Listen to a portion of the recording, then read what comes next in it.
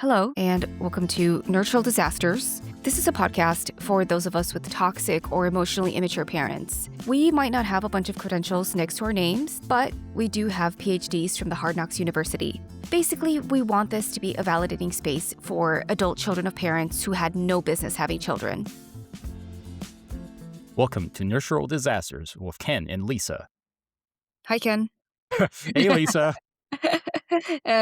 Can I ask you something real quick? Yes. Do you have family in Vietnam? If I have family in Vietnam, it's family that's not very close anymore. So you're probably want to elaborate on why you asked that. Why do we have a really high listenership? That's the word, right? Listenership? I In guess. Vietnam. Yeah, it was like number one last week. Like they say US was second and Vietnam was like and I'm like, whoa, Vietnam, that's just so random. There were tons of like other countries like Israel and Argentina. I'm like, what? So we're reaching the entire world, but I was like, Vietnam in particular, they love us there for some weird reason. And I just figured, oh, Ken must have family in Vietnam. So, and he's basically calling them, hey, listen to this. Listen. Or maybe they really do love us. I don't know. I don't know. They must have found us through somewhere because now it's kind of streaming on YouTube. So we do have a podcast channel on YouTube, and that's the medium I do put like little shorts on there, kind of like Instagram. But I try to do it a couple times a week and hopefully try to get people to listen to the podcast. We'll see. Yeah, more people listen to us on YouTube than any other subscription service. Yeah, it's not even close. It's almost Yeah. like it's almost like 10x any other one. So Yes. I'm glad we kind of went to YouTube. Still not like those crazy, insane influencer numbers, but yeah, it's definitely like exploded a little bit. I know it said the little pie chart. Most of our listeners, 85% of them, YouTube. So now you know. Like anybody else who wants to do a podcast, YouTube is a place to be, apparently. I can't explain it, but maybe it's just the ease of use. Because honestly, like most people I know, YouTube's probably the app they use the most often. At least for entertainment, much more so than even Spotify or Pandora or any other kind of entertainment streaming service. Okay. I just wanted to let the listeners know. Honestly, it boggles the mind. Like, unfortunately, we don't have any like comments or like notes from anybody from that region. So don't Yeah, know. Really don't know. we have to put it through Google Translate and be like, oh, wow, they love us. Yeah, I don't speak Vietnamese, so. I don't speak Vietnamese, so it's I I know how know. to I know how to order food, and Yeah, that's about it. pho, yeah, order pho and I know how to the order food, and that's the extent of it. so freaking delicious. Mm. So bad for you, but so good. But yeah, all the stuff that you look at, I was like, this is gonna kill me. That's probably gonna taste good. Have you ever been inside like a Filipino like bakery? Oh my god, everything's so sweet in there, but it's awesome. Yeah, I know. I've been kind of been eating out a lot because my dad was in town for like almost couple not 2 weeks entirely, but it felt like 2 years. Oh yeah, and he eats a lot. So So you know what? I barely heard from you for those 2 weeks. So if you want to start talking about it, that'll be great. okay, well, I think he was calmer this time. He didn't sulk like usually he sulks. He thinks that if I'm not paying attention to him and he feels ignored, he'll start sulking. But this time he didn't do that. I did get monologued a lot. He monologued at me. Um, Especially there was like this one time I was really irritated because my dog Brittany, she went outside and she started eating grass. I think, when her tummy hurts, she'll eat grass. And so I went outside and I was keeping an eye on her because I wanted to make sure she was okay. And I didn't like to leave her outside unsupervised at all. We have coyotes in our neighborhood and I heard that they like to jump into people's yards and, especially with a little dog like mine, they'll just take off with them. So I have to be very careful with her. So, and she's eating grass and he comes out into my backyard and just starts monologuing at me about something I don't even remember. He just goes on and I'm like, oh, Brittany's eating grass. And he just keeps talking as if I never said anything. And then he goes on and I'm just kind of ignoring him and he's just talking at me. And then the second time I say, Brittany's eating grass and nothing. And eventually she starts throwing up. There's that white foam with all the grass. Yeah, and I'm like, "Oh, she's throwing up." And he finally listens to what I'm saying, and he goes, "Oh, I thought only cats did that." And then he goes back inside. I'm like, "Okay." Did you get any of the, like, the info of what he was talking about? I don't remember. I was too busy worrying about my dog. Exactly, exactly, He did not pick up on that cue that it's like, this is not the right time to monologue about Palestine or whatever the fuck. Yeah, I'm sure there's like geopolitics are very important, but right now I'm just focused on my dog. I need to make sure she's okay.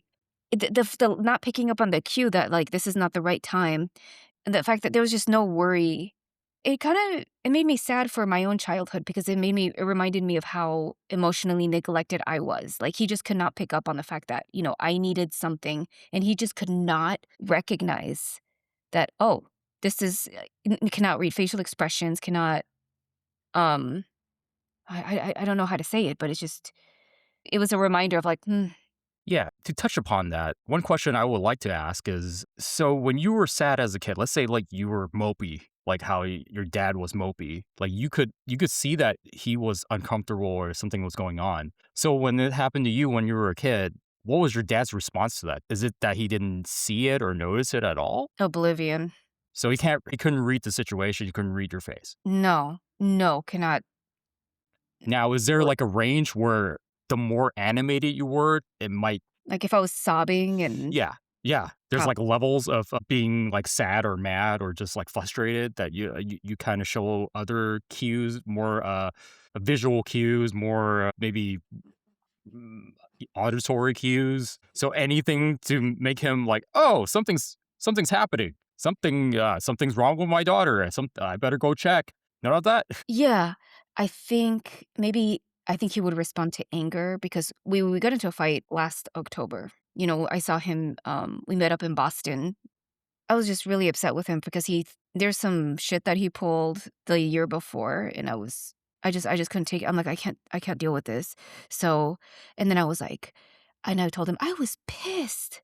And I'm like, "I was pissed," and and he was just kind of, like, stunned, like, his eyes got big and, like, he didn't realize I was upset because of, how rude he was to service staff. We had taken a trip to San Francisco, and he was really rude to this one server in particular, and it was so fucking embarrassing. So, he has a stepdaughter from a marriage number 4 who I still talk to, and he hates her. That was his mortal enemy, and I was like, "No, she's not a narcissist that you think she is." And he goes, "You're obsessed with narcissism." And that's when I really fucking lost it. So so that daughter, she, like, legally, like, her sister? Half-sister? Stepsister. Stepsister. So you do have a relatively good relationship with her. Does she know, like, all the stuff that you know about your dad? Like, how he's kind of, like, on the spectrum, how he's not very good at social cues, how he monologues. So he does have this very, I wouldn't say neurally divergent is what I wanna Yeah. say, like, behavior. Does she know that? Have you told her any of that? Yes. Yeah, I've told her in Spanish because she doesn't really speak English. She's learning English, so I just told her it's called, in Spanish, síndrome de Asperger. Asperger, síndrome de Asperger, but we don't call that anymore. They changed it, like, years ago from the DSM-4 to the DSM-5. Now it's just level 1. But everyone just knows it as I mean, you say Asperger's, everybody knows. So, I explained to her because he would get mad at her for no reason. She was literally, like, 10 years old. This was, like, 12 years ago. I've known her, yeah, for over a decade, and he would scream at her, and then she would start crying, and the tears would just run down her face, and I would have to tell him, "She's crying." He would go, "Oh," and then she just would run to her bedroom, crying, and me and her mom would have to go console her, and I would have a talk with him like, "No, you don't say that. You don't." And it reminded me of, like, when I was a baby and my parents were still together, my uncle actually came to he stayed with us, and my uncle would say, "Oh, yeah, he has no patience for children because it would be overstimulating for him to the point where I would do something, and he would just start screaming at my face like a baby, having a meltdown because it probably triggered a meltdown, but children, their way of communicating is through crying or screaming, whatever, and it would cause a meltdown for him, and he would start screaming at me, and then my uncle told me, "I literally grabbed you while he was screaming. I grabbed you and I took you away from him while he was Mhm. screaming at you." And I was like, "Wow, I could totally see that too." So, yeah, lucky me. There's this whole thread on Reddit about raised by autistics. I also follow raised by narcissists. They say a lot of people say, "I'm autistic myself, and I would not have kids because I know my limitations." The loud noises, they have sensory issues, the loud noises and stuff would trigger meltdowns and whatever. Mhm. And I was like, "Wow, it's so great that they know their own limitations." Yeah, yeah, because I think we're in kind of like the information age where there are people that really want to be more self-aware about their just how they are, if not to improve their relationships, just kind of understand themselves better. I think that's at least the good thing that's going on through our mental health, like, expansion of just how accessible it is to everybody. Yes, I agree 100%. I It's mean game I changer. mean, the only thing we have to worry about is sometimes you have to sift through a lot of, like, information, right? Because and you have to know, like, sometimes just because someone's a therapist or someone's written a paper doesn't mean they're not wrong. So, it's a lot of product out there that you could look at and really educate yourself about, but it's also makes it a lot more difficult to, see who's full of shit. It takes a little bit more time to see who's full of shit. There's a lot of garbage out there, you have to sift through the garbage to find, like, a Dr. Romney. Yeah, and I feel like people that are self-aware, I don't wanna say it's like, "Oh, okay, someone that's autistic right now in 2026, would they just be like" they're thinking, "I don't want to have a kid because I might not know how to communicate with that kid, or that kid might have autism too." That's another thing. There's no guarantee that your children will not be autistic, and also what if they're more high supports needs? Yeah. And at that point, it's like, "Oh," people tell you, like, "Who's gonna take care of you when you're old?" Like, and if you have a high supports needs child, you have to worry about who's gonna take care of them when you're gone. Yeah, so that's always I think that's a fear, right? Mhm. With people that are especially neurodivergent that has sometimes a very severe kind of like a mental illness. I don't I What I'm trying to say is if you're neurodivergent and you know other people that are neurodivergent, it's very easy to explain to them. But when you have a neurotypical person and you try to explain just how it is for that person, it's very difficult. So the fear I think for anybody that's neurodivergent is how my kid's gonna end up. How am I gonna be able to take care of them when I'm a mess myself most of the time? At least the ones that are self aware and Mhm. people that are high functioning. But I do see it as a little bit that it's sad that someone would not have children just because of that. It might not. I feel like people should have children not based on that. I know it's very interesting to be. Oh yeah, I'm predisposed to this kind of illness, so I know my kid's gonna have it. It's gonna be more difficult, but I think having kids, at least for my friends, it does seem like they're very happy with their kids. So uh, It depends. it I really think depends. I mean, did they want the kids, though? Well, let's all hope so. Let's all hope so. They're not like oops babies like us, so you're like, "Oh, what?" Well, sometimes oopsie babies also being an oopsie baby does not lead to bad parenting and bad relationships. Sometimes it's contrary. Maybe you get treated even better because you're an oopsie baby, but it's unexpected. And a lot of oopsie babies that I do know are a lot younger than their rest of their siblings, so they're a oopsie baby. Yeah. So I always think about this that, yeah, so there are really famous oopsie babies out there, and you could tell they're oopsie babies, but I think for some people that are like very self aware of that, man, my parents still had me though. So that has to mean something, right? That has to mean something. So when you're in a lot of the oopsie babies, your parents are in their 40s, sometimes even 50s, and they still wanted to have you. At least that part of it is pretty interesting that a lot of parents of that age will still have the kid. And Yeah. I was reading this article, and the teen pregnancy rate, it just came out yesterday, today? Yeah, yesterday it was the teen pregnancy rates are very low, and the people were framing it as it's a bad thing, it's, because you know how growing up it was like, "We're overpopulated," but now it's like, "No, we need to." There's like this, what's called pronatalist agenda, um, oh wow, I could talk for hours about stuff like this. Oh goodness. y but now it's people in their 30s and 40s are having children. It's just more prevalent, because It's just having children is not cheap. When I found out how much daycare was, I was like, no. It's what we pay for rent, like, every month." Like, yeah. I was like, "No, thank you." Well, even if you don't look at it as a purely financial kind of thing, that's a lot of time and kind of like effort goes into it raising a kid. Yes. Someone like my dad, I could yeah, he should have never had kids because he doesn't know. There's just he means well, but it's just way too many limitations. Okay, so we talked. Do you want to talk more about your dad? How many children does he have? Only 2, surprisingly. Only two. So he actually cut it short. Thank God for vasectomies. Oh, thank God for that. He got that. Oh my god, otherwise he would have been like, Genghis Khan. Is it Genghis Khan or Genghis Khan? I hear it pronounced different ways, but for this occasion, we'll call it Genghis Khan and unless somebody wants to correct me, whatever. So, I was telling you about how my dad sulks if he thinks I'm not spending enough time with him.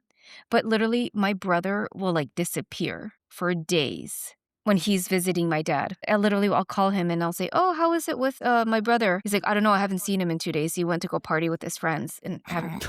Gosh. Yeah. So, Ken, like I was saying, I met with my dad in Boston in October. He knew I was, like, really pissed at him, when I told him about what happened with the server in San Francisco. He's like, "I don't know why you would be embarrassed by that."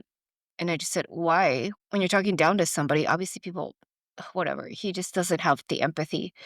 So, he said I even told him, "You need to change because 'cause you're gonna lose me," for him being so dismissive of me, and he said, "I was thinking about this compromise, and I'll let you order.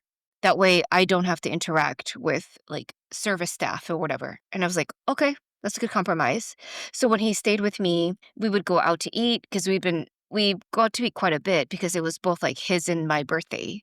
I would be the one ordering for him, to the point where it was like other people were noticing. They thought it was really weird that I would be like, "Okay, what do you want?" And I have to do that because otherwise it triggers a meltdown for him where he will be screaming at the service industry people. It's so embarrassing. There's been points where, like, literally servers are be shaking, crying, and after he walks out, I have to go back and I have to apologize and you know, give him some money and be like, "I am so sorry. He doesn't know he's." I don't say he's autistic.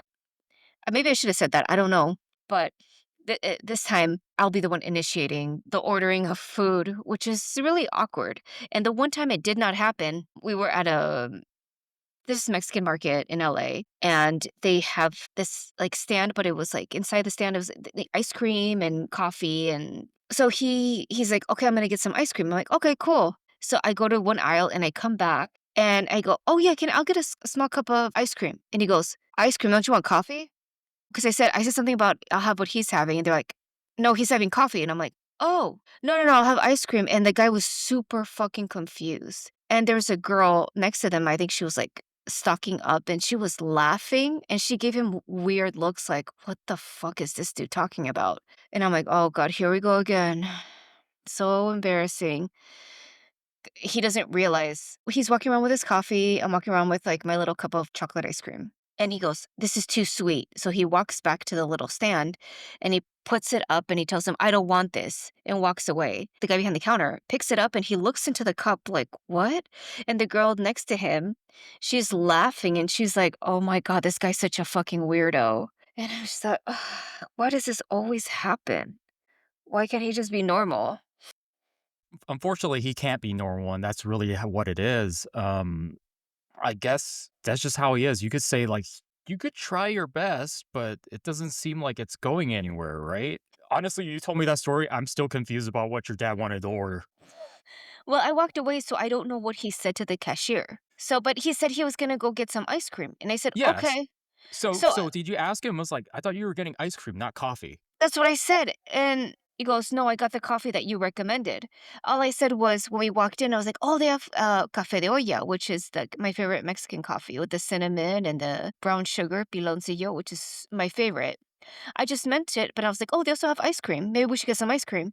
But I didn't know that he had ordered the coffee, so when I got up to the counter to meet up with him, he had actually ordered the coffee, and he was like, "No, you recommended it." And I was like, "Oh, I thought you said you were getting it." And the cashier was super confused, And then the girl next to him, this young girl, just laughing and just giving him this weird ass looks. I'm just so over it. Well, yeah, you could see like think a lot of your dad's behavior is pretty much it's black or it's white, huh? Because I would say like a neurotypical person would have taken the coffee and be like, "Hey, could you do something? This is a little too sweet. Could you like add some water into it or add something, right?" Because that's usually what it is. What people will try to do, hear that, or they'll even just bring it back, be like, "Hey, could you remake this? This is kind of too sweet for me." But you try to do it, yeah, ask nicely. What's Yeah. not normal is your dad taking it there. I don't want this anymore. And just leaving it on the Yeah, counter yeah, and walking away. because there's no explanation. Usually, what the person thinks is probably the person that made it was like, "Is it that bad that the person doesn't want it anymore?"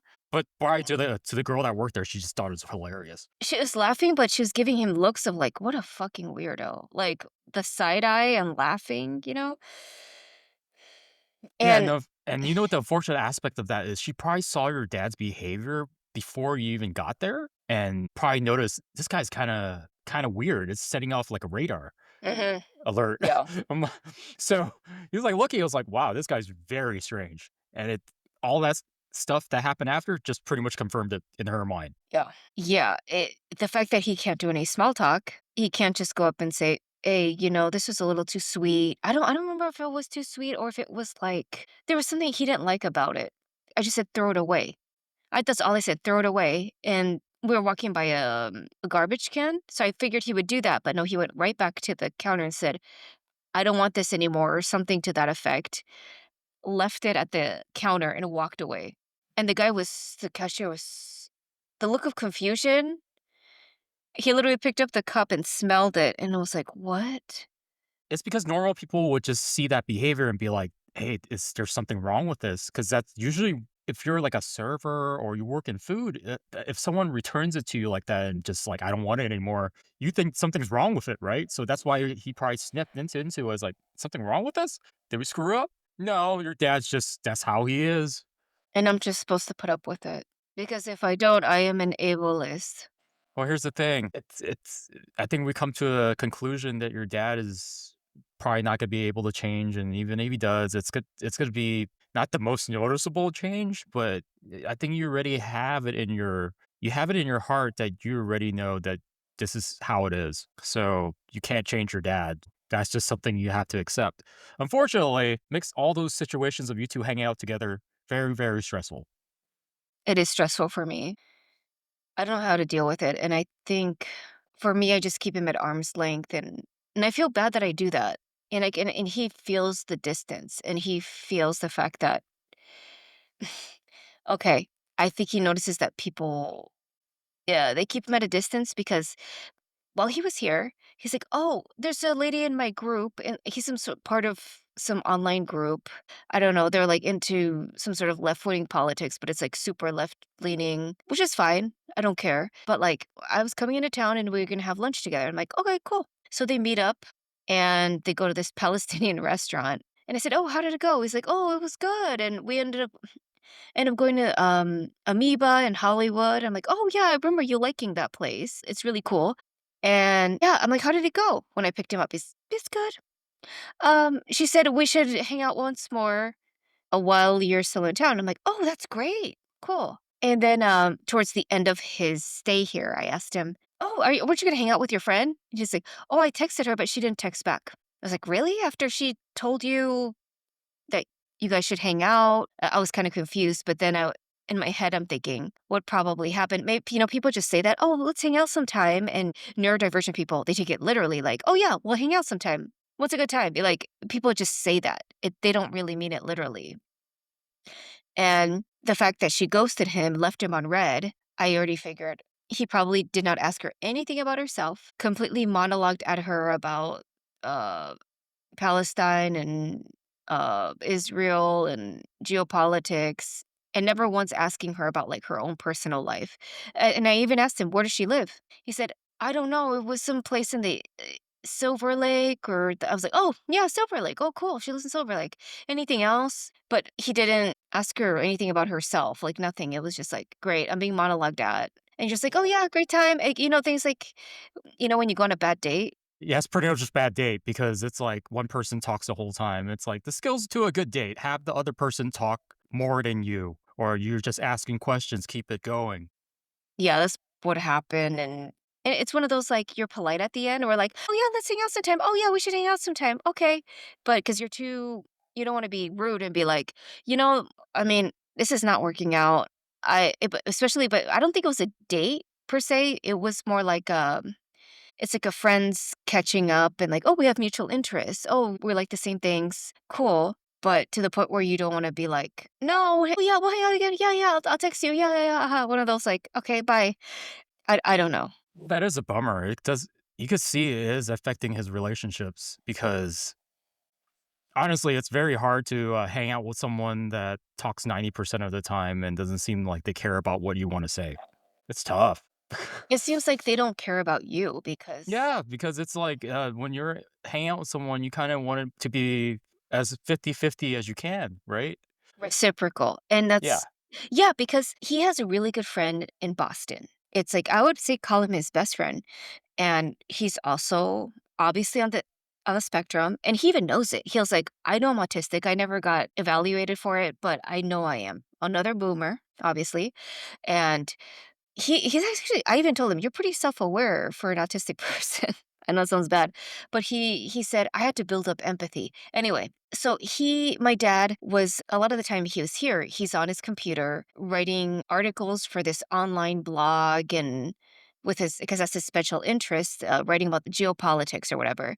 Also, my dad's friend also runs a part of that group, blog, whatever. I'm not too sure.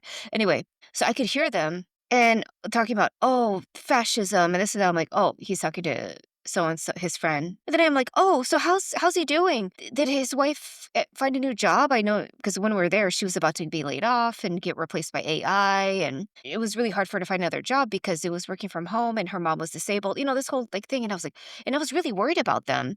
And I was like, "Oh, how's his wife doing?" I don't know. I didn't think to ask. But how's the mom doing? Is she okay? She's in a wheelchair. I don't know. I didn't think to ask. I'm like, how? So literally, like they just talk to each other. No, hi, how are you? How are things? No, it's just like talk about their special interest and then bye, like that level. And okay, I get that because they're both on the spectrum.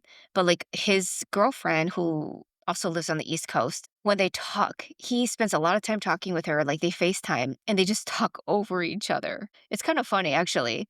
How do they even get in a conversation in? Exactly. So, but what did they talk about? Well, she owns a business out there and he's trying to start a similar business where he lives. And she's like, "No, you have to this, charge this price, or whatever." Because she knows about the business than I do. But at the same time, they're just talking over each other, and I'm like, you know how they say that it doesn't work out unless two people are like neurodivergent. Like it doesn't work out. I'm like thinking maybe she's ADHD, but I didn't get any like neurodivergent vibes from her when I met her that one time, but I don't know. They were talking about business stuff. Yeah. Well, there you go. It's like there was no small talk. It's all about what he needed at the moment. So what happens when that's not there anymore? No, but it wasn't just that. Like, it was a business, but it was, like, talking over each other because they wouldn't let each other talk. She just goes on, like, he starts talking, and then she talks over him and talks, and then he talks and she's talking they're just talking over each other. It's kinda funny, but Maybe she likes to monologue too. Who knows? I don't know. Whatever. I give him a year. That's what I said, yeah. I said when I met them, or maybe more, but the fact that they don't live together Oh goodness, like probably helps. but goodness, it's like if they get engaged and he gets married, what number wife is this? 6. Well, lucky number 6. Almost one to lucky number 7. You know what's funny? I told him after he got divorced for the 5th time, I said, "Well, don't get married again." And he was, like, kinda laughing like, "When have I ever told you that I will never get married again?" I was serious with him. I told him, "Look, if you're in your 60s making the same mistakes you made in your 20s, you haven't learned anything." And he got really quiet, and it's the truth. Yeah, if you get married for the 5th time and it's not working out, there's something there. You didn't learn anything or sir, you are the problem. He's not like Taylor Swift, like, "It's me, hi, I'm the problem, it's me." No, it's all everyone else, it's all the exes. He's not to blame, so you can't change what you can't acknowledge, you know? Well, you probably could see this. Have you seen any of his, like, partners have that sort of neurodivergence or even on the spectrum? Not on the spectrum, but neurodivergence in the sense of ADHD. Like, I think my mom has ADD. Um, Mhm. I don't I really because see. I'm really interested in seeing what happens when your dad, who's autistic, meets a woman that's autistic as well. They say that works out. I mean, in theory, that's how it's supposed to work out. Yeah, they'll just get so frustrated with each other, they'll just get mad and, Talk over each other yeah, and yeah, yeah, they'll just keep doing it. It's like, "I know what you're thinking." but they would have to share the same special interest. Yeah, they have to like the same thing, so that's kinda tough. Yeah. It can't be somebody who's just like a Trump supporter, you know? Yeah. eh, It's hard to say. And I feel bad because he doesn't like being alone. He doesn't like being single and, it's And I you know I what? I know people like that. I've grown up with people that cannot stay single. I've never seen this person single in my life. I wonder, is it like just some sort of fear or boredom that people just have this revolving door of like partners? But as someone that's like that having that have gaps in, like, relationships, it's like it's really fun to have gaps in relationships. It's kinda like that freedom is there. So, it's sometimes it's a good time that when you're by yourself that you just kinda date yourself for a while, try to figure stuff out about yourself that you didn't realize before. I think it really depends on the fact that if you have other friends to lean on, family members, the fact that he doesn't have a network of friends and family himself. So if he's single, all your other relationships are pretty tenuous. Whereas when you're paired up, that's the closest relationship that he has. So Otherwise, it so gets it's pretty pretty lonely. much just getting a partner just so you don't be alone. Yes, not to feel lonely, I guess. Well, we found the answer to that. And I think he really does like being paired up. I think he really does. But there comes a point where if you want a relationship that just lasts, he's not putting in the work or he's not picking the right people and he's not working on himself to make those relationships last. He should be a guy that should just be a lifetime bachelor. That's my personal opinion. Maybe. I don't think he's self-aware enough to know, like, what was best for him. I think for him, maybe he shouldn't I don't think he should get married. Even his own mother, my grandmother, would say, it's like, I keep telling him, "Do not get married again. If you wanna date somebody, live with somebody, okay, but don't get married," and he just doesn't listen. Whatever. That's on And him. and plus we live in a day and age where it's totally fine to not get married. But Yeah. that's why it's mind-boggling to me that some people will get married 5 or 6 times. I'm like, at a certain point, I was like, "Oh, do you just like going to the ceremony? You just like throwing a wedding or something? Why? You screwed up 4 or 5 times already. What makes you think that your number 6 is gonna be the one? Seriously, what kind of, like, delusion do you have?" Yeah, there's even it was Dr. Drew. He was saying years ago, maybe it was a decade ago, I don't remember, but I used to follow his show and he would say like, "If you've been divorced twice, don't bother getting married again. Just do not get married again." I mean, he didn't say it, but later on I've learned like the odds of getting married again after your second time, you have a very, very high chance of getting divorced. Super, super high. And yes, I actually do follow Dr. Drew's his mindset when he said that because I always joke with my friends and my fiance that, hey, you get one on the house, you get one divorce, people screw up all the time. Maybe a second one, or maybe if a spouse dies and you're not the one that killed them, then maybe you get a third one. If you went through a divorce, your spouse dies or something like that, and then you're allowed a third marriage. I think every time after that, you have to give up like something of yourself, maybe a body part. I don't know. That's so funny. So if it's in So terms the of body part, house? and yeah, well, here's the thing. Hear me, First one's on the house. hear me out. What? So your dad's been married 5 times and he's gotten divorced 5 times. So it's like, okay, let's not take a very big body part. Let's take all his like fingers and thumbs, right? He has tens of them, 10 of them, right? So okay, so at this point, he'll have 6 fingers left. So He has a hand and one pinky finger. So does he want to keep going or not? Because at a certain point, it's like, okay, we need something to put it in your head that, hey, there's consequences to this, buddy. And you're not noticing the consequences, so we're just gonna take your finger. You should let Ken. him know. You should let him know my idea. Oh my god. I don't know. Ken, Yes. you have the funniest analogies. I just wanna let you know that. Thank you. And remember I told you I did so poorly at SATs? Well, and a lot of you remember SATs like had a big chunk of it that was analogies or, like, but the thing is, I always knew like I make like the funniest goofy ones. Like it's just, that's interesting. Correlated to something. That's just my special skill, I guess. Oh, okay. I never took the SATs, so I don't know. I know there was, like, there's similes and metaphors too. I don't know, I never took them, so I Useless test. yes, I Doesn't gauge how well you do in college, by the way. By the way, in college, I was an A student. oh, there you go. Actually, based on the SATs, I wouldn't have even made it to one of the colleges. That's how bad it was. Oh, really? You never went to junior college, did you? I wanted to. This is a whole big thing about my parents and just how they controlled everything. I wanted to go community college, but they didn't trust me to go to community college. Maybe Why? I could probably talk about that in a later episode. Okay, fair enough. Mhm.